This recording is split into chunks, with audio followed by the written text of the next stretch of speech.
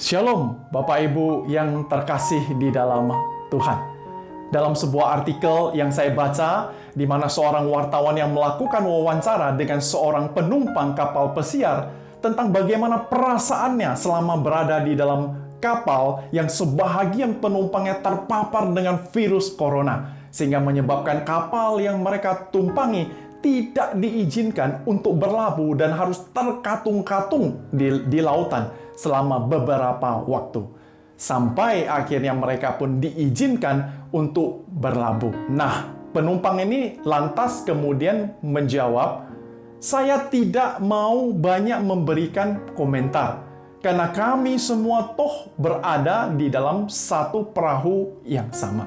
Dan respon singkat ini pun lantas membuat wartawan tersebut terdiam dan tidak melanjutkan pertanyaannya. Dalam kesempatan yang lain, saya juga membaca sebuah artikel di mana headline-nya menuliskan bahwa sebenarnya kita tidak berada di dalam satu perahu yang sama.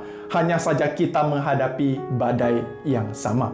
Di mana sebagian orang berada di kapal pesiar dan yang lainnya berada di kapal dayung. Saudara, mungkin kita punya pengalaman yang berbeda-beda di dalam kita menghadapi badai COVID-19 ini.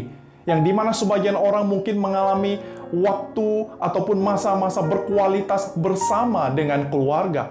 Tetapi juga mungkin sebagian yang lain harus bergulat dengan kehilangan pekerjaan, kekerasan rumah tangga, dan bahkan mengalami depresi karena kesepian. Yang ingin saya sampaikan pada hari ini adalah, mungkin kita berada di kapal yang sama, atau mungkin juga tidak. Tetapi jelas kita menghadapi badai yang sama. Dan badai ini bukanlah badai biasa. Karena badai ini terjadi bukan karena perubahan cuaca ataupun tindakan sengaja dari manusia.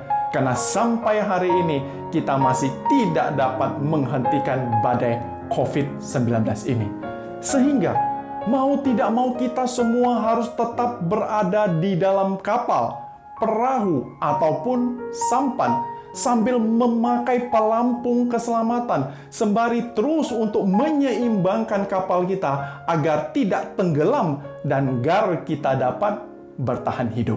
Saudara, peristiwa ini lantas membuat saya teringat akan kejadian Yesus menghentikan badai di Danau Galilea. Dari peristiwa itu kita tahu bahwa badai itu terjadi adalah atas seizin dari Tuhan Yesus Kristus. Karena seandainya jikalau Tuhan Yesus tidak mengajak murid-murid yang meninggalkan pantai, mereka pasti tidak akan mengalami badai. Hal yang kedua, ketika Yesus menghadik badai tersebut untuk diam, tenanglah. Yesus kembali menyatakan siapa dirinya kepada murid-muridnya. Dan yang terakhir, ia hendak menguji iman daripada murid-muridnya dengan perkataan, "Mengapa kamu takut? Mengapa kamu gelisah?" Jadi saudara, mungkin saat ini kita juga sedang berada di dalam kapal dan menghadapi badai sebagaimana murid-murid Tuhan Yesus. Untuk itu, biarlah kita juga belajar seperti murid-murid bersatu hati dan tidak saling menyalahkan di dalam menghadapi badai tersebut. Dan yang terpenting, tidak lupa untuk berseru kepada Tuhan Yesus ketika kita membutuhkan pertolongannya. Saudara, jika setelah mendengarkan renungan ini, Anda masih merasa ketakutan ataupun kekhawatiran akan masa depan, nyanyikanlah pujian ini.